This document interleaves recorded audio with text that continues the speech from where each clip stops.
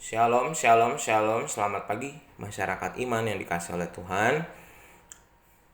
Saya paling apa ya kagum sama orang Indonesia tuh, karena kalau orang Indonesia tuh suka sekali yang namanya basa-basi.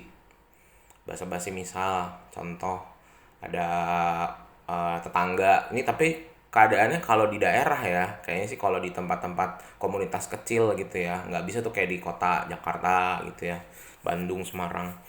Kalau di daerah tuh kayak kalau sama tetangga kita nggak harus deket, kita lewat gitu ya, atau karena kita harus mau berangkat gitu, terus nanti pasti dibilang mampir dulu gitu, selamat pagi mampir dulu gitu kan.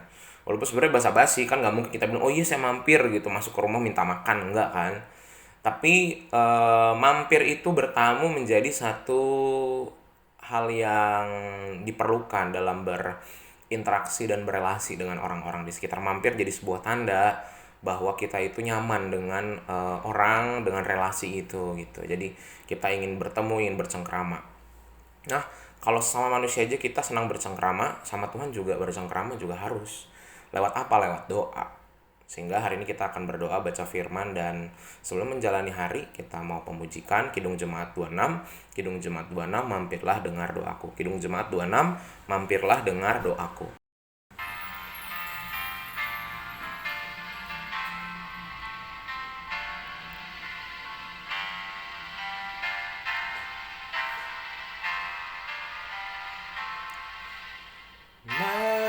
Mampirlah dengar doaku,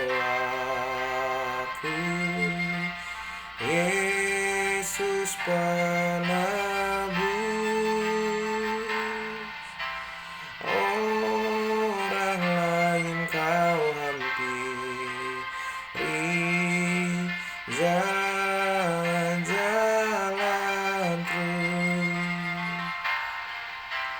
Yesus Tuhan, dengar doaku.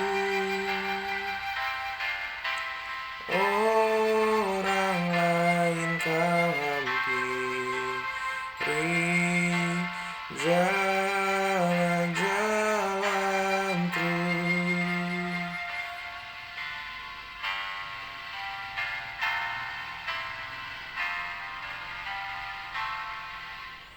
Di hadapan tata Rama aku menyembah, tunduk dalam penyesalan. Tuhan tolonglah. Yesus Tuhan, dengar doaku. Orang lain kau hampiri, jalan-jalan terus. Mari kita berdoa. Tuhan, kami bersyukur untuk kebaikan Tuhan dalam hidup kami. Terima kasih kalau kami adalah orang-orang yang senantiasa diberikan kesempatan untuk mampir ketemu Tuhan lewat doa. Dan pagi ini kami mau datang di hadapan-Mu, di hadapan firman-Mu. Mampukan kami mengerti dan memahami. Kami serahkan, dalam nama-Mu kami berdoa dan bersyukur. Amin. Bapak Ibu Saudara, bersama-sama kita buka 1 Raja-Raja 10. 1 Raja-Raja 10 ayat 23 sampai 29. 1 Raja-Raja 10 ayat 23 sampai 29. 1 Raja-Raja 10 ayat 23 sampai 29. Dengarkanlah sabda Tuhan. Raja Salomo melebihi semua raja di bumi dalam hal kekayaan dan hikmat.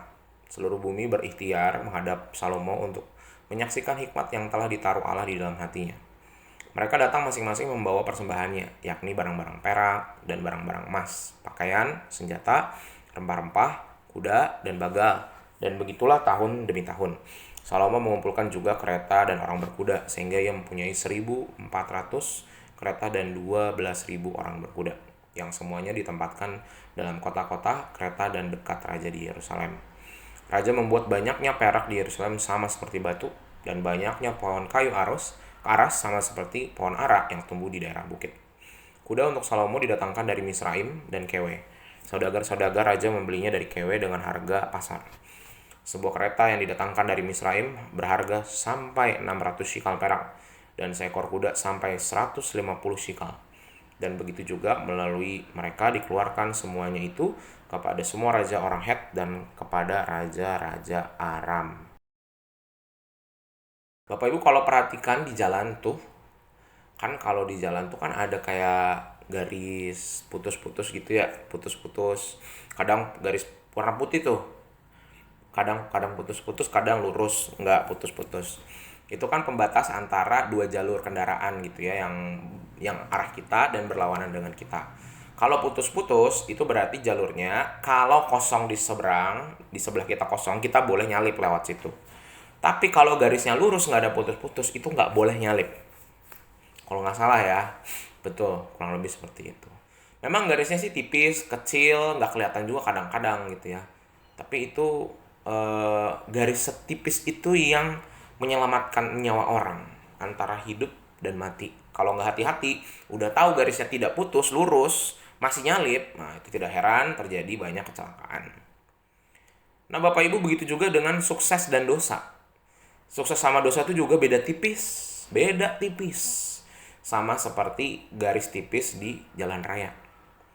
Sekali kekayaan, kesuksesan itu membuat kita lupa tentang apa yang Tuhan kasih itu bukan berkat semata, tapi juga bagian dari pembelajaran. Maka kalau kita tidak hati-hati, kita bisa jatuh dalam dosa.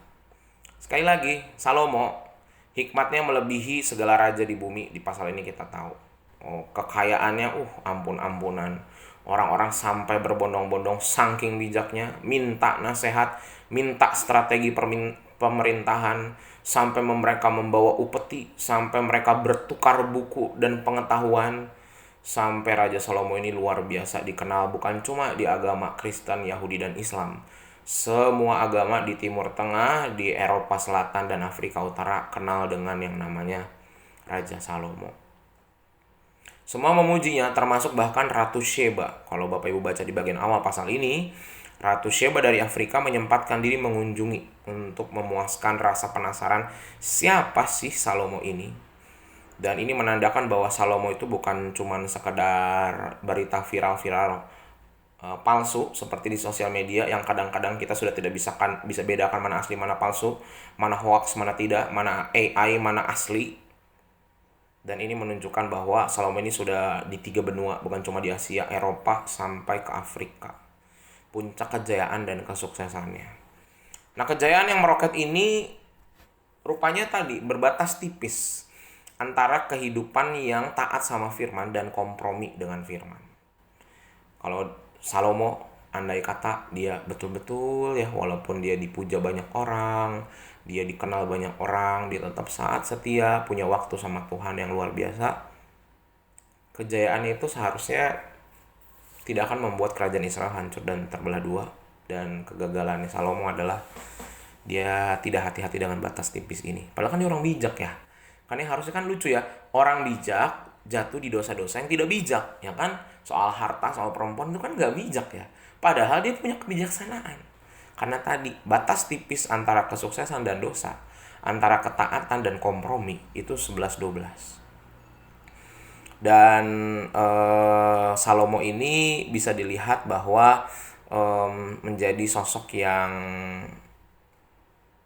bisa dibilang sebenarnya di awal-awal pemerintahannya itu dia masih taat, masih bahkan dia menghukum anggota kerajaan yang kalau tidak taat, nggak ibadah, nggak apa, dia masih taat banget. Atau misalnya kompromi soal pembangunan bait Allah, atau kompromi soal dewa-dewa Baal masih.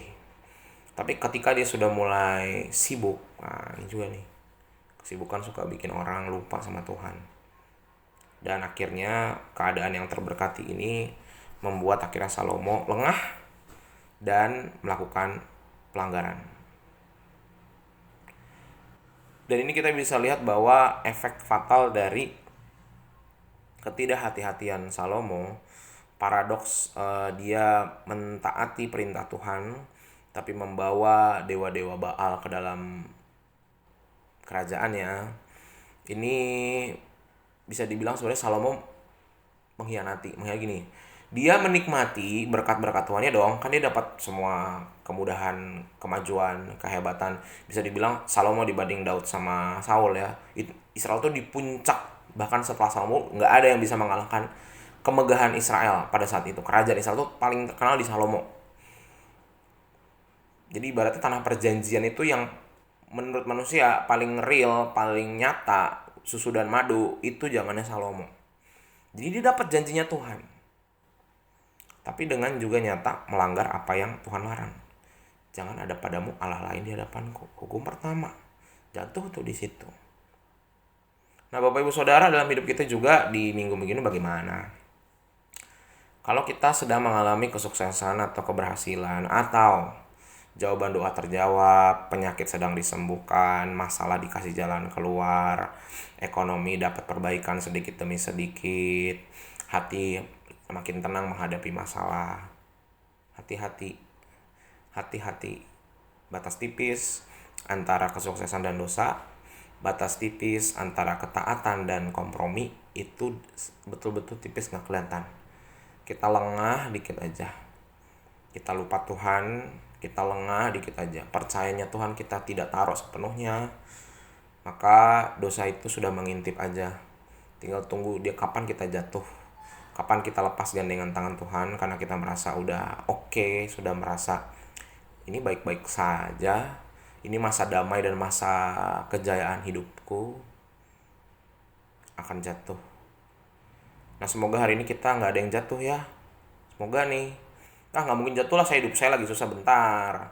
Hidupnya susah yang sekarang nih dibanding yang dulu-dulu, masih lebih susah mana? Kalau dibilang kita sekarang susah tapi dulu pernah lebih susah lagi, bisa jadi ini sebenarnya kan kalau disyukuri adalah hal yang lebih baik dong. Nah, tapi tetap harus hati-hati. Bukan berarti kalau susah nggak ada godaan ya, ada juga, sama aja. Di setiap fase hidup kita, setiap kali kita naik satu tingkat, setiap kali kita tambah dewasa, tambah kuat, tambah sabar, kita tambah mampu menghadapi masalah, masalahnya nggak berkurang, tapi kita jadi lebih kuat, kan berarti sebenarnya kita jadi lebih baik dong keadaannya. Tapi tetap harus hati-hati. Berkat Allah akan selalu penuh, Tuhan akan kasih. Keberhasilan itu selalu, keberhasilan itu cuma kayak, bisa dibilang kayak uang kertas lah. Uang kertas itu kalau dibenyak-benyak, disobek-sobek nggak ada harganya kan. Berharga kalau kita buat beli makanan, tapi pada dirinya sendiri uang kertas itu nggak ada bedanya sama kertas lain. Cuma dia dikasih nilai aja, kita sepakati bersama. Nah, itu sama keberhasilan. Keberhasilan kalau tidak dimaknai dengan kasih setia Tuhan, maka itu sia-sia kok. Nggak ada manfaatnya kalau dipikir-pikir. Keberhasilan yang udah kita lewati hari ini, apa sih sebenarnya manfaat besarnya dalam hidup kita? Pengaruh nggak sih ke kita nanti masuk surga apa enggak? Sehingga kita harus tetap rendah hati.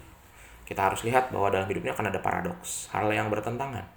Di tengah-tengah kesuksesan dan kebahagiaan dan kedamaian yang kita punya, kita harus hati-hati untuk tidak jatuh dalam dosa. Amin. Mari kita berdoa. Tuhan, terima kasih melalui firman-Mu hari ini kami belajar tentang Salomo, belajar tentang kompromi, belajar tentang batas antara taat dan tidak taat, batas antara kesuksesan dan dosa. Setiap kemudahan yang Tuhan kasih dalam hidup kami, seringkali juga di sana akan ada tantangan dan ujiannya. Ajarkan kami untuk hati-hati, tidak gegabah dalam menjalani hidup ini. Tuhan, kami serahkan kehidupan kami hari ini hanya dalam nama-Mu kami berdoa dan bersyukur. Amin. Selamat pagi, Tuhan Yesus memberkati, tetap bersemangat.